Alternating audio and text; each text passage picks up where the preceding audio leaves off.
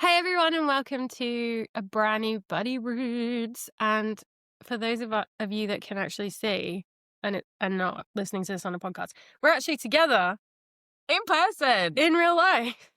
In touchy-touchies. Not I'm inappropriate. gonna touch like- her so much.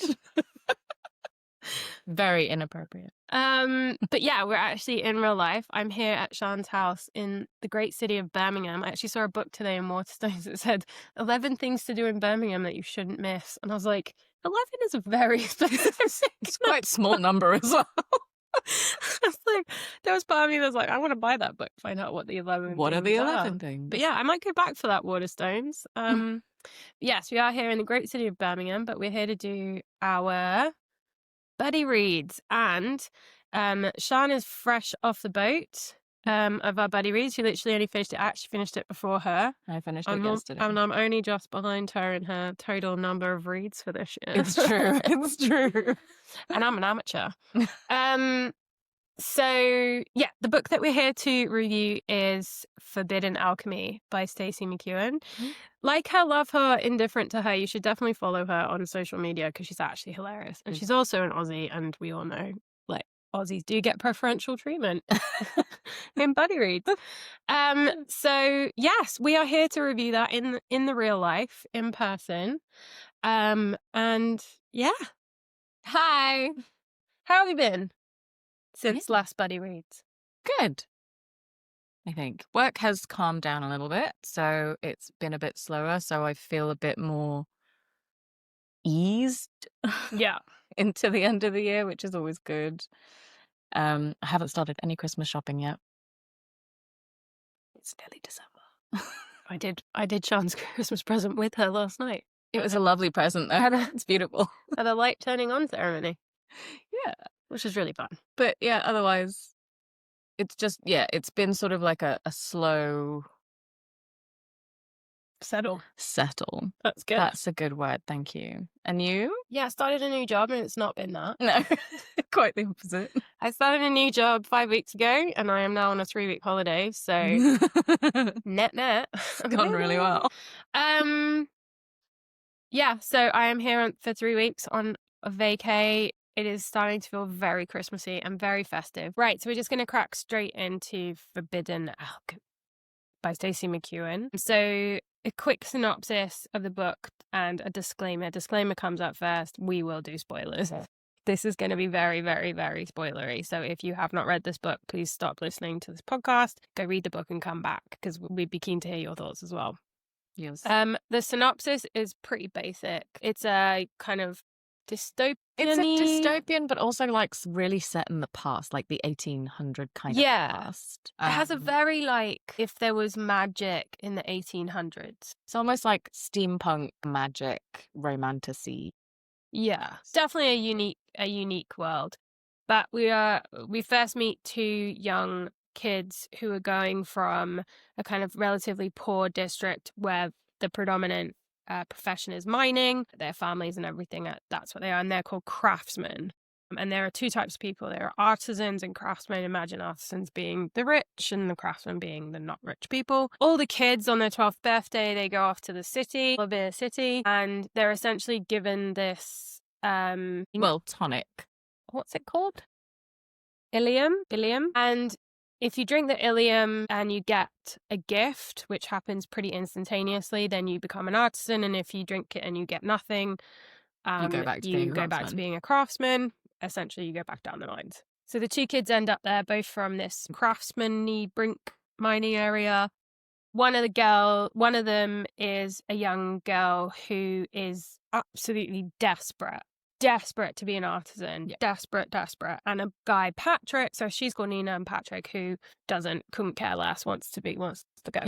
Either way, he decides he's going home. Yes, in fact, he says that one way or the other, I'm getting on the train. I'm going home, and she's like, one way or the other, I'm staying. So through a course of events, they end up discovering that there's a huge secret, and that secret is that that gifts are given and they're not actually inherently in you, and that if you drink actual Ilium, you'll get a gift. You get a gift, but if you drink the total crap, the fake version, like what were they calling it? Snuff, not snuff. No, bluff. Bluff. But bluff, no, they weren't even drinking bluff, because bluff it's a medicine that people were cutting to make a drug as well. That's right. Yeah. They were drinking just basic ink.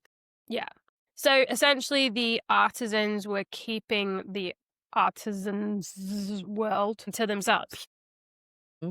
They were just choosing who gets to go. Anyway, they find the stash. They take 2 of the actual Iliums. One is given to Patrick. One is given to Nina. Nina chooses to take it. We don't know what happens to Patrick because he leaves.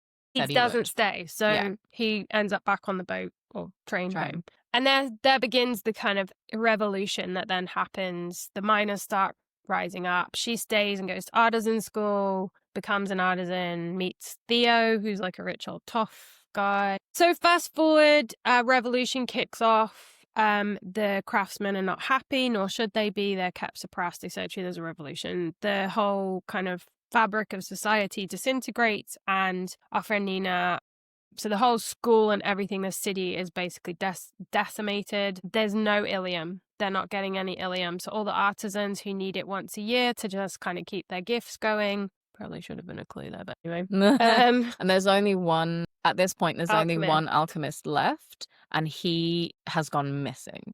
Yeah, so during the revolution, he goes missing. Nina goes on the run because she's quite powerful and she's a earth charmer. So she's the only one in like 100 and something years.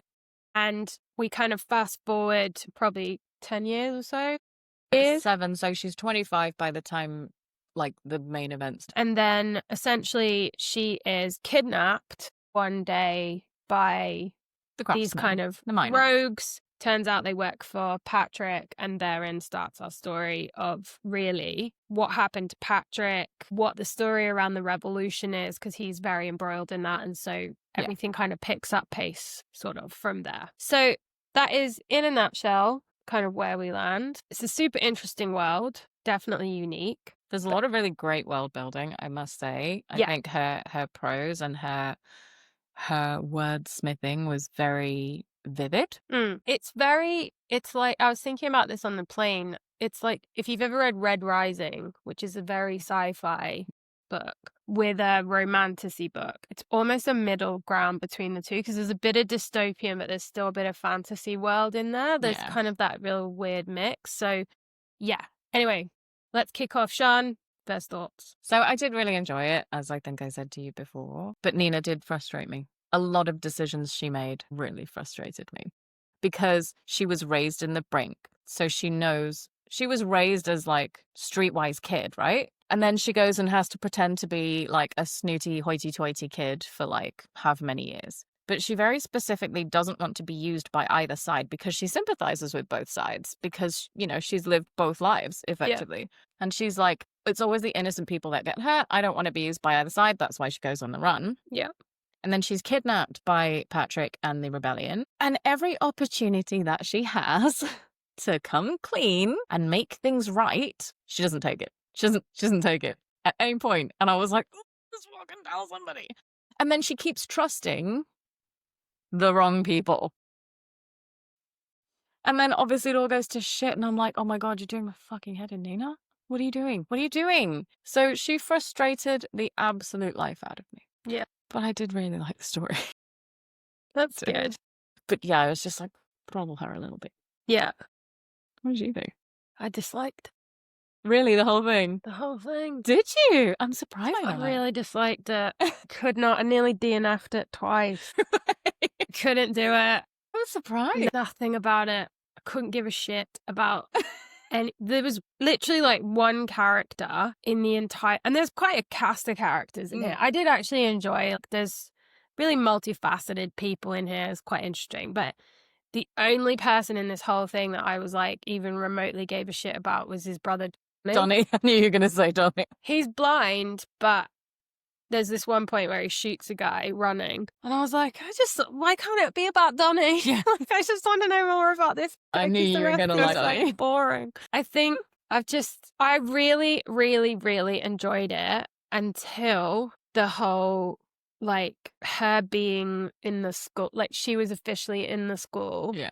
I thought the aunt thing was bollocks. I was like, I don't understand it. I thought Theo was an asshole from the second Oh, he yeah, appears on the... 100%. And here's this Nina who's kind of portrayed to be kind of caught between two worlds and desperately wants to be this, and then she like fake falls in, or like thinks she's fallen in love with this toff, this absolute like douchebag of a guy. Like, you know, those guys when you're out and you're like, you know, like, was it you know who my father is, that kind of guy. what's that? So it's like, I need a banker. Oh, so yeah. And immediately what comes to mind is the gilet and the shirt, right? Like, that was all I had in my head for Theo. I was like, he would wear a gilet and a shirt. He just would do that. I did not like it, Sean. I'm surprised that you didn't like it at all. I got nothing. I knew you liked Donnie as a character. I liked Donnie. I liked the world. I think the world she built was really, really interesting. I was so excited for this whole divide and what would come of that. I knew straight away that Patrick took it. Obviously, what 12-year-old boy wouldn't? I knew he had something. I just didn't know. I thought he was going to be the alchemist. And then when he came out and he's like, oh, I'm a metalsmith, I was like, oh, okay, maybe I was wrong. But then obviously he is the alchemist. And his brothers are the Smiths, not the band. That would have been better. Some Smiths retelling. That would have been much better. But yeah, I mean, the characters frustrated me in that, like, if you are leading a rebellion, right? Which Patrick is. You're leading a rebellion. And firstly, you capture a scribbler from the artisan world. Hate that name, by the way. Like, come on, Stacey. Scribbler. Yeah. First, you capture a scribbler, or did she go to them? Either way, you've got a scribbler from the artisan world. And then a few years later, suddenly Theo, supposed shunned son of, you know, the next guy in charge, stumbles into your court going, I really want you to help me because I've been shunned and I want to be part of your rebellion. And then the only earth charmer on the planet who was also in this artisan world is captured by you. And these three people know each other. They went to school together at the same time. And you're not suspicious. You're not suspicious that they might all be plants. The other thing as well is like he was so obsessed with getting an earth charmer. And I don't know why. They had tunnels for days, it would appear. Yeah.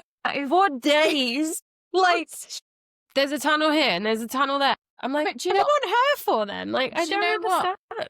Also, he got into the city to plant the bombs under the flipping school. So why did he need her to make tunnels into the city? He obviously managed to get... You're asking the wrong I only just thought about that. There's just like... I'm now rethinking my scoring. I think the other thing as well was I was really excited because obviously you know that Nina and Patrick are going to end up together, like from like the second page of the damn book. Yeah. But I was excited for that because I was like, okay, so she's going to go off to this artisan school. Something's going to happen. They're going to end up together.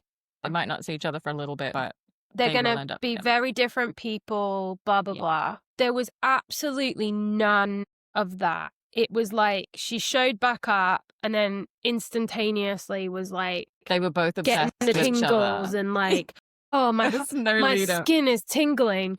And like he's hot, like he's quite horrible. Like in the first few times that she actually reconnects with him, or like because he kidnaps her, so there's that as well. But he beats the shit out of a guy in front of her. Then he goes and kills a guy that said something about her. Like, he's not a nice dude. And yet she's like, oh, he touched my arm and I just had a tingle. I was like, Nina, you need to get a fucking grip of yourself, girl. Like, what is wrong with you? Both just had this like immediate obsession with each other. With no preamble. They had known each other for less than one day when they were 12. So it's not like they had a history, like a proper history. They'd known each other for like 6 hours, if even that. Yeah. When they were 12. 12, if even that long, maybe 3 hours. And then they don't see each other for 15 years. Yep. And then they see each other again, and okay, you do have instant attraction to people, but you don't have the instant chemistry, do you? Like, that's a build-up thing. You might physically be attracted to someone and be like, oh, wow, they got really hot in the last 15 years. Literally just like, oh, bam, zap, tingle. Woo. Can't wait to be my wife. I've never thought about taking a wife before. It was like a Tinder hookup It was like, I got nothing else. It's Saturday night. It's 11 o'clock. I've given it a go. Like, you fancy? Like, honest to Christ, it was ridiculous. And I'm going. And the thing that really annoyed me, right? So, number one, they just lie to each other. Constantly. From the second they meet back up, they just lie to each other, right? So she's in cahoots with the bad guys. The bad guys. Well, the artisans. The artisans. Which, in fairness, like, they've got a mum or whatever, but I don't even know if I believe that. She's in cahoots with them. She knows about Theo. She knows about Polly. Lie. Like, literal wall-to-wall lies. She's feeding information back to the city. Like, talking like she forgot your birthday. Like, this is like world-destroying lies. He's lying as well, like a whole bunch of lies. Do you know, I understood his reasoning for lying more than hers, because he's like, the more you know, if you're ever captured, they might talk to you for information, and like the less you know, the better. Like, it was still bullshit, but I understood his very menopause. I understood his reasoning so. I understand it, you know. I understood his reasoning so much more than hers, which was just pointless. But her reasoning was pointless. My point was, she tells him, or he like finds out and she tells him, his anger lasts approximately 1 second. So hold on. So she's literally plotting to destroy the entire like world you've created. This place that he lives. I forget its name now. Kenton Hill. Sounds like a gaff in London, but anyway. Kenton Hill. Like, all the people there. He's basically like the unofficial lord of Kenton Hill, right? Like, mayor of Kenton Hill. More or less. He like is obsessed with all these people. She's been plotting against them. She's been plotting against his mother. And then she finds out and he's like, I understand. Well, no, she kind of lies. She's like, oh, I was going to barter for my mum and your dad's release. She doesn't tell him the whole thing. She doesn't tell him that she was a plant. But I'm like... Then he tells her and she's like, I understand. It's like, oh my God, guys, what is this? Like, what is this?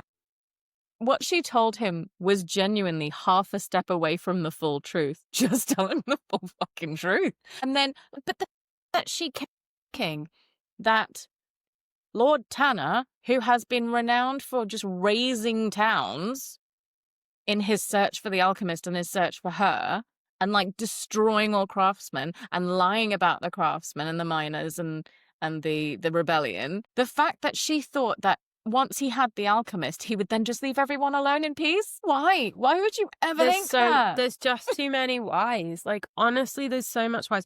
The thing that I'm really upset about is, I think, again, the world and the idea of all those bits in the world, I really like it. I think there's a lot of substance there. There was a lot of potential. I actually really liked Patrick and his crew. I thought there was something really like, I liked them. And his mum, I really liked his mum. Yeah. I thought, you know what, I can see in her, she's like really had to work hard just to kind of... She's a tough lady. Yeah. But she has a soft spot for her sons that she tries to keep under wraps. Yeah. Exactly. So there was a lot that could be brilliant. And then I just feel like there was just cliche after cliche after cliche after cliche. And it just was, there was nothing unique after that. Everything. And it was just, I just don't care. I don't care for Nina. I don't care for any of it. I don't care for the story. I think it's all bollocks, if I'm very honest. So I'm really disappointed though. And I kept reading it thinking, like, it's going to turn. It's going to get better. It's going to get better. Like, I really feel like it's going to get better. And then I remember I got halfway through and I nearly DNF'd it. Honestly, I was that close to DNFing it because I was like, I want to read... At the time, I just really wanted to go read Saving Six, the next one in the book, Boys of Tommen series. But it's funny, I was watching a TikToker and she was saying, all these people who dismiss romantasy after the first book when they know it's a series... Oh, there's so much world building. I was like, maybe this is the issue. But I don't care to read any more about those characters. I was going to say it, but it wasn't even just so much about the world building. I mean, the fact that they were so frustrating already. Yeah. Because I don't really care. And the end of the book, it's all just quite predictable. But also, like, it's like so spoiler alert, they get caught by the artisans and they get taken. They're on their way back to Belvedere, whatever it's called, city. I was like, well, that's good. That's all. Wrap that up then. Like, good luck to you. I hope the trial goes well. I don't know what to tell you. I think that last scene annoyed me as well because they could have 100% won that. Yeah. They didn't have to go with the artisans back to Belvedere. 100% had the upper hand. So why suddenly are they like, oh, we'll come in peace? What? Why didn't she just raise the earth on top of everyone? Why didn't she raise the earth a million times? Well, yeah, right at the beginning. Every time they ever mention it, she's just vibrating the sand. I'm like, well, what do you want her for? Like, I'm so confused. But then that one time when it was, key to make her, like, good in everyone's eyes, she basically, like, holds up a hill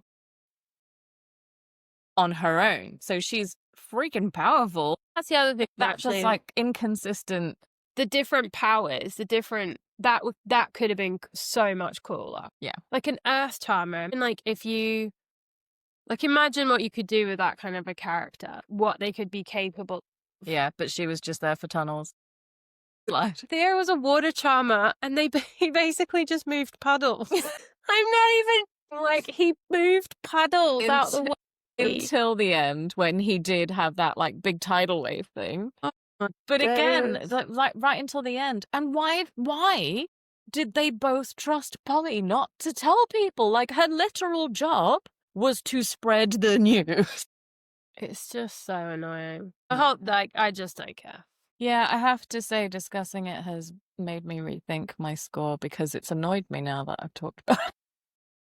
Honestly, I just think like it's one of those books that I'll have forgotten in a week. Because I'll have been like, I don't know, there was something to do with charms and like ink.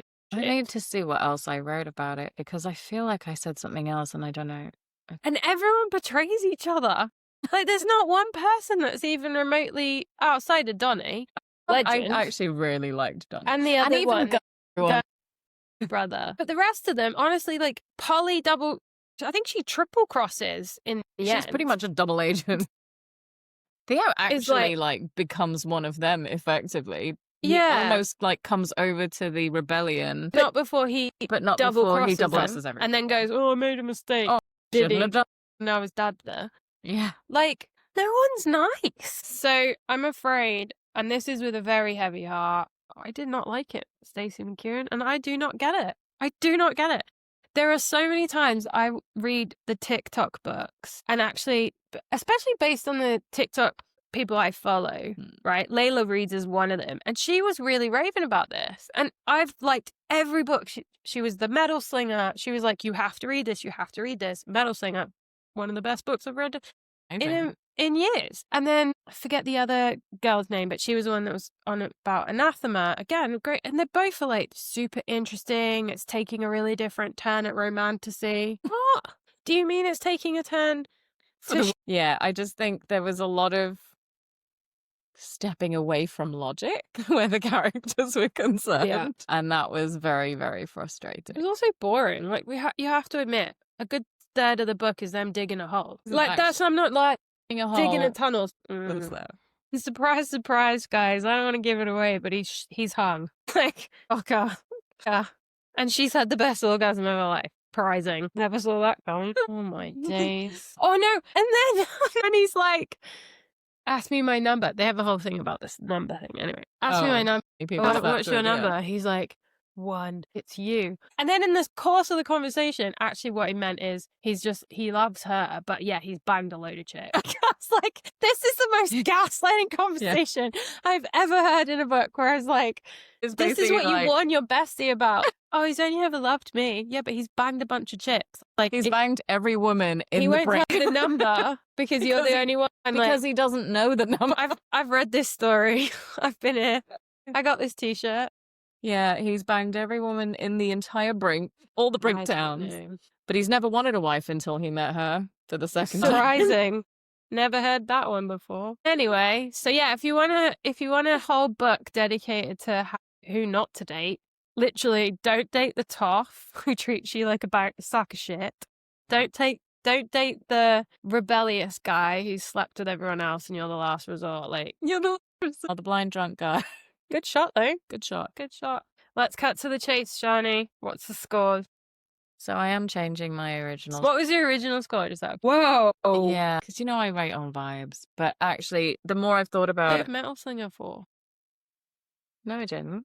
Came 4.5. Think on that. Think on that. Yeah, no, I am, having talked about it, it's reminded me how annoyed I was throughout the whole thing at all the people. So I am taking it down to 3. I'm giving it a good 1 star. I thought you were going to go half, so. No, I'll give it a star because of Donnie. All of the stars. And the world.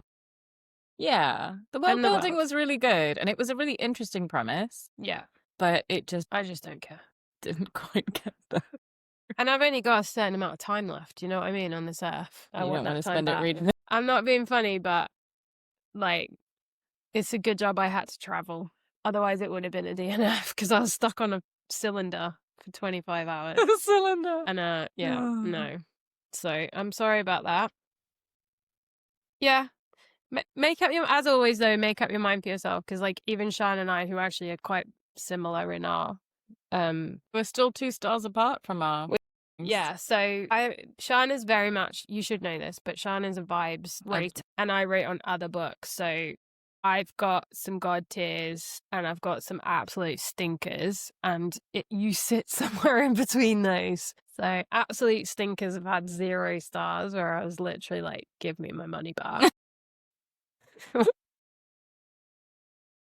You got to read yours on KU, so you didn't have to pay for it. I had to pay for it. Oh, yeah. I had to actually pay for it. Be giving that one back. And I've got the bloody book. I don't know what to do with that. Yes, you did. I wonder if I can give it back. I might try and take it back when I get home. Be like, oh, I got it for Christmas. Like, can I just exchange it for something else? Give it to someone you don't like for Christmas. Good idea. Good idea. But yeah. But as always, like, make up your own mind. This might be your cup of tea. It's just not. Yeah, I mean, it's got some decent ratings on Goodreads, hey? Yeah, I think it's like 4.5 stars on Good. No, it can't be a half, can it? No, it does because it takes as a average. Oh, so yeah, I think it's like 4.5 stars. So. And look, at the end of the day, Stacey McEwen sat down and wrote this, and that's more than I've been able. 0.28 out of 16,500 ratings. Like, that's pretty good. Stunning slow burner amount to see. I don't know if they read it, but all right. So each to their own, as always. But yeah, we have to. Oh, you've got to do the reveal. Oh, no, I've forgotten already. So now is the super mega fun job of the next book, which, God help us, let's hope it's better than that. Hold on, I just need to go to your thing again and remind myself which one I picked. Friends, my only friend. Only friend, Sean. I have one friend. And it's me. Not in real life, guys. I've got more than one friend. Where is your... I'm her only friend in real life. Want to read? Yes, want to read. Where? Why can't I see it? Not see your bookshelves. To read. Okay. So we're doing this thing now where we choose from each other's TBR lists on Goodreads, effectively. So Zara's choosing from my TBR list for our next read, and then next time I'll choose from hers. I really want to choose The House on the Cerulean Sea. But you've already read it. I've already read it. And actually, I'm going to probably read it again over Christmas because it's a warm hug. Maybe I'll try and read it A over warm Christmas hug. too. That book. Imagine you read it a second time and you're like, oh my God, why don't I like this? I'm trying to remember if that was the one I... What? House of the Cerulean? Oh, no. Yeah. So, this is it. I really wanted to choose Fury Bound then. I was like, let's choose that because that was Diabound was awesome. Not out yet. Oh. That is an issue. Yeah. What is that called? It was just there actually. Issue. Oh. Okay. So, I'm going to take us in a different direction. I really wanted to choose Heartless Hunter. The prison, what's it called? No, the Moth. Yeah. But because I'm here, I'm going to do a throwback to the last time I was here. And we read a book that was probably my first actual, like paranormally sci-fi, like, not really romantic, but it was, like, in the genre. And we read it for book club. Bride. Yes. And Ali Hazelwood has the next book in that, which is Mate. Which I nearly bought today in Waterstone. And I nearly said it to you. I was like, well, you should buy it. So I think it's good for us to go in a different direction and maybe have a non sort of romancy, because I did want to do the Crimson Moth, but I know that's quite big on the world building. We've already dipped our toes into Bride, so we already know the kind of premise of the world. It was about a year ago, so it's probably good timing for us to dip our toes back in. And I read Bride when I was here last year, and I have, whenever I think of Bride, it makes me think of England and kind of the winter and cold. So let's see if Mate does the same thing. So Mate by Ali Hazelwood. By Ali Hazelwood. Exactly the second book by Ali Hazelwood that I've ever read. Because after I read Bride, I was like, I'm going to go and read all the other books. And just never did. To be fair, it'll only be my third. So I've read Love Hypothesis. Oh, I thought you'd read more of hers. I have more of hers. Oh my God. This is guys, since I landed in this house, so Sean's got the most epic bookcases full of like special editions and stuff, which if you listen to the one on Part 2 Book Club, the podcast that we did on like fear. My fear of them going up in flames. The Kindle network not working anymore, so she wouldn't have anything to read. And then we were like, you've got whole bookshelves, and she was like, that's my second fear, is that they all go up in smoke. So it's like, okay. But she keeps saying like, oh, I'm like, that's a good book. Is that a good book? Don't know, I haven't read it. Read it. The entire series is she's never even read. I'm like,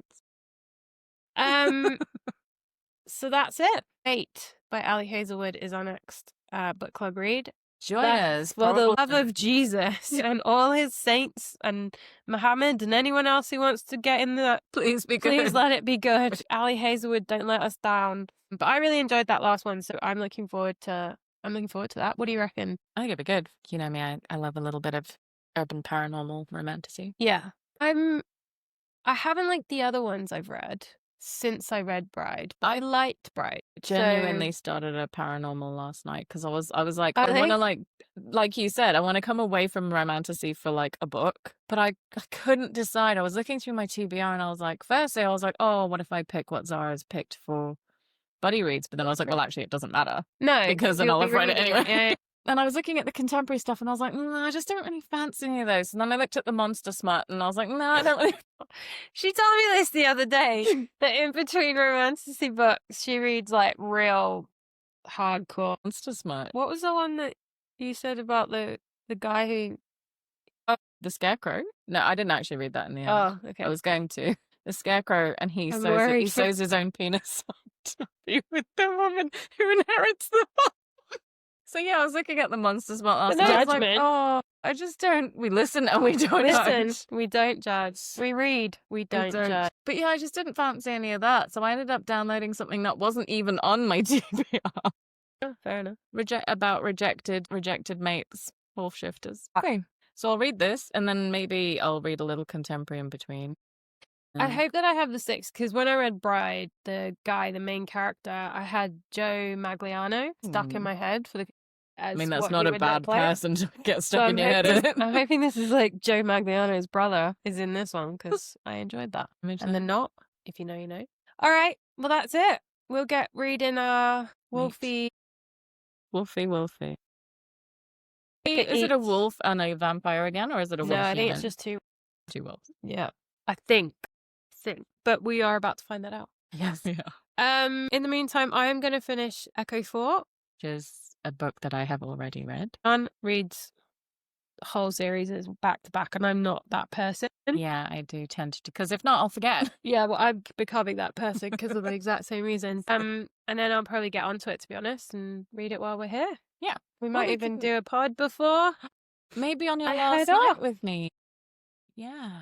So you might see us again in this very kitchen. In a couple of weeks. Just podding away. Oh. Love you all. Love you lot. Thanks for coming. And thanks for coming. But not thanks for Forbidden Alchemy. Thanks for nothing.